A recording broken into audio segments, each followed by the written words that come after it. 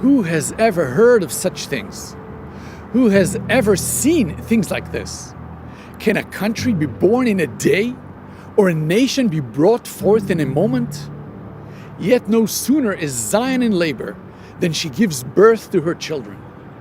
Isn't it amazing that in our day we've seen the fulfillment of these verses from Isaiah 66? And even greater things are yet to come, as God is bringing not just a physical, but a spiritual rebirth to our people. We are proud of the role that we played in the creation of the State of Israel, and we will certainly mark the centenary with pride. This was what Theresa May had to say about the 100-year anniversary of the Balfour Declaration. But what exactly happened on November 2nd, 1917, and what was the Balfour Declaration all about? These 68 words were a historic promise given to the early Zionist movement by the British government for the establishment in Palestine of a national home for the Jewish people. Sir Arthur Balfour, then Foreign Secretary of Britain, wrote in a public letter to a famous British Zionist, Lord Walter Rothschild, which read, His Majesty's government views with favour the establishment in Palestine of a national home for the Jewish people, and will use their best endeavours to facilitate the achievement of this object, it being clearly understood that nothing shall be done which may prejudice the civil and religious rights of existing non-Jewish communities in Palestine, or the rights and political status enjoyed by Jews in any other country.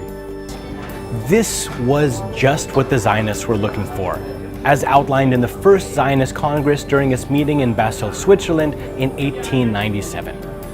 Zionism seeks to establish a home for the Jewish people in Palestine, secured under public law.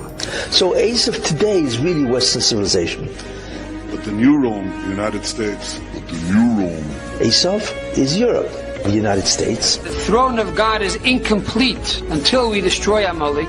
Any nation that has that religion can be considered Esau.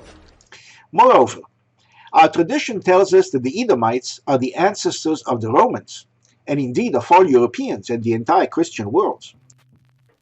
Dear Jewish community, you tell us that Israel's state is the fulfillment of Israelite restoration prophecy. But if the prophets tell us that the arrival of the Messiah will precede the restoration of Israel, and if America and the Western powers are considered Rome, who is also Edom, as taught by your own rabbis and leaders, and if the Western power, Great Britain, who is Edom, restored Israel via the Balfour Declaration, then really, truly, what is Israel's state except another colonial settlement of Edom?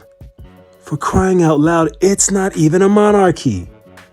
Where in prophecy does it say Edom will lead the restoration of Israel? Are we to believe now that the Messiah was to be an Edomite?